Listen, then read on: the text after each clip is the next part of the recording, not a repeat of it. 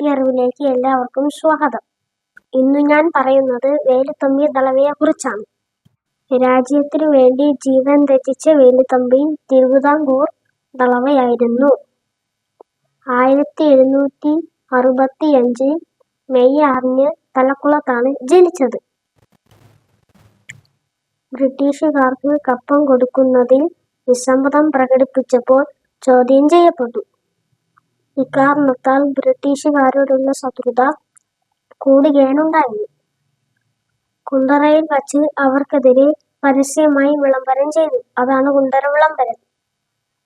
ബ്രിട്ടീഷുകാർക്കെതിരെയുള്ള വിപ്ലവത്തിൽ തമ്പി ജനങ്ങളെ നയിക്കുകയും ബ്രിട്ടീഷുകാർ തമ്പിയെ പിടികൂടാൻ ഉത്തരവിടുകയും ചെയ്തു.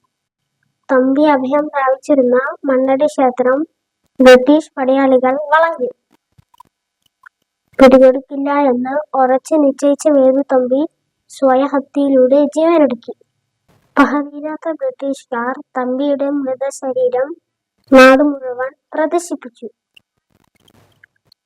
അവസാനം തിരുവനന്തപുരത്തെ കണ്ണമൂലയിൽ കൊണ്ട് തൂക്കിലിടുകയും ചെയ്തു.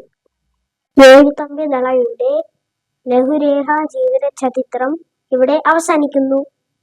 മറ്റൊരു എപ്പിസോഡിൽ മറ്റൊരു ആളുടെ ജീവിത ചരിത്രവുമായി ഞാൻ വീണ്ടും എത്തുന്നതാണ്. Good bye.